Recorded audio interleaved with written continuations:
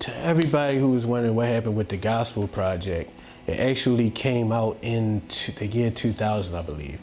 The album was called Soul Music, and it was released on Gospel Centric Records in association with Jive. The process for it was crazy because when we started the project, I actually started it on Def Jam because the day that we did the press release that I was leaving the group to do gospel music, Kevin Lyles, who's the vice president, I believe, of Def Jam, Def Soul label, came up to me and said, "We understand that you're not going to be in the group anymore, but we want to be in the Woody Rock business." That's what he said to me.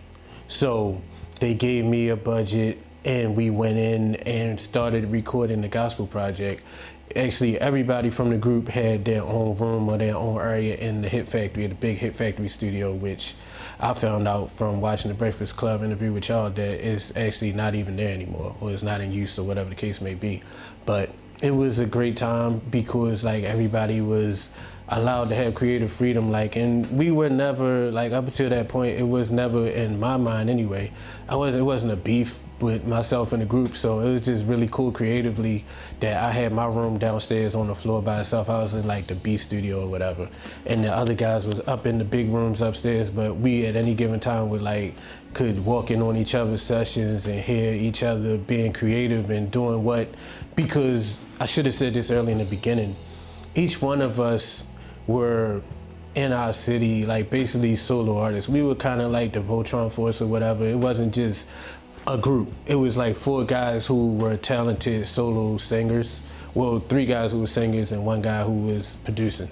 But we were talented at what we did individually. And the reason why that we wanted to be a group is because we figured it would be easier to get on as a group. And then once we got on and we got successful as a group, then everybody would branch off and did what they could do, show the world what they could do individually. That was one of the plans that we had and we talked about.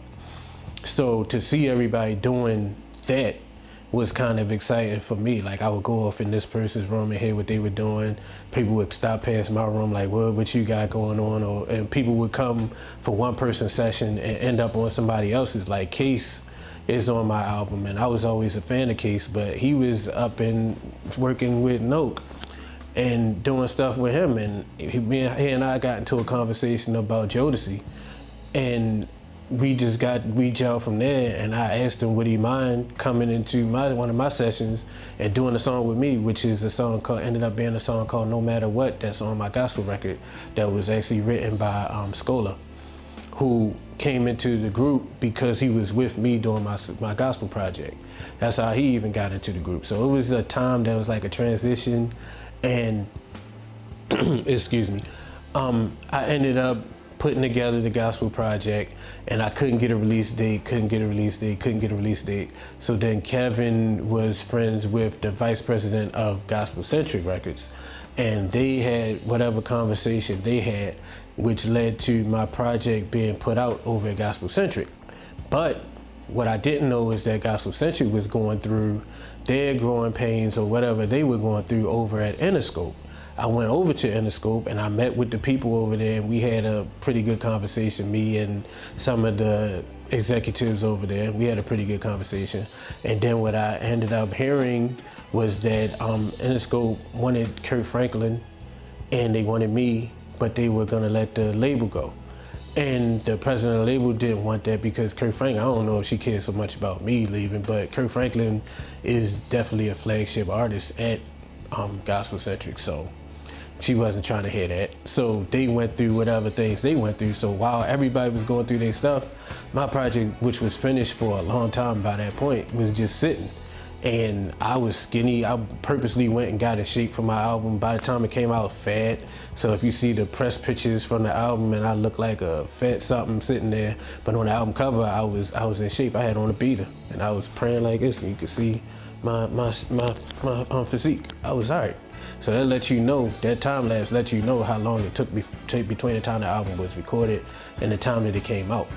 And also it was I don't know what the reasoning was behind it. I've heard things once again, but I don't want to say things that I don't know to be true. Only things I want to say is things that I know for a fact that I know is the truth. But for whatever reason, the album was not promoted.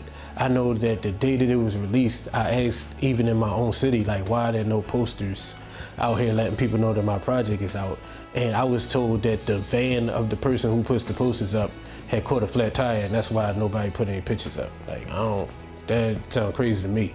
And then I would go to different cities to do in-stores, and the people who were running the stores, like Virgin Megastore, they said, we happy to have you here, but we had no idea that you was coming. So there was no real effort put behind the project. That's why it basically came out, and the people who got it, got it. The people who didn't get it, didn't get it. And there's still people to this day contact me and ask me where can they buy it, or where can they, is it on Amazon or whatever. And the one thing that I do give the label credit for is that they allowed me to personally buy copies of the album from them and go out and sell them myself. So like after shows, I would have big boxes of my albums, like almost like out of the trunk movement. So somebody out there got that album, and I heard some good reviews. Like it was people, one guy told me that his little brother died from cancer, and every day when he would have pain or have sickness and stuff due to his illness, he would tell his mom and dad to put on Woody Rock. And when they put it on, it would like soothe him, and to the point where as though he can get some good sleep and some comfort and feel good. So I feel like I always said if it touched one person, then it did its job. So the fact that that story came back to me, I feel like the album did what it was supposed to do. So that's basically what happened. And then I did a lot of touring and shows and stuff with the album. I was able to touch a lot of people and face to face meet people and talk to people who were, you know, who liked the music and who really liked what I stood for and everything like that. I was able to do BT, Tavis Smiley's show. He had a show where as though he interviewed me, myself.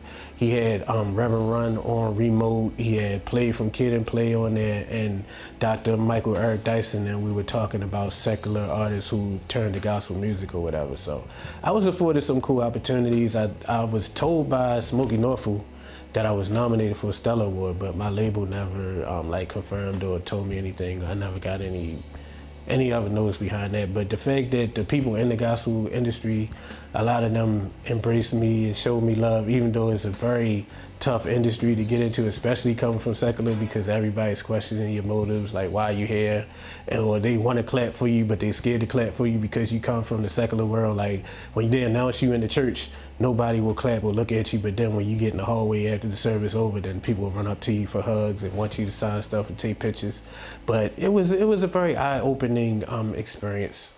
A lot of things I found out that I had no idea about, that my mom used to try to tell me, because she used to be a part of the whole James Cleveland workshop, and she had a choir called the God Specializers. They used to travel from state to state every year to go to those conventions. Her and my Uncle Donald, my Uncle Jerome and Junior, and all of them used to go to that. So I was able to see firsthand a lot of things that she told me come to life with my own eyes, whereas though I didn't have to take her word for it anymore. I knew what she was telling me was correct and accurate for real.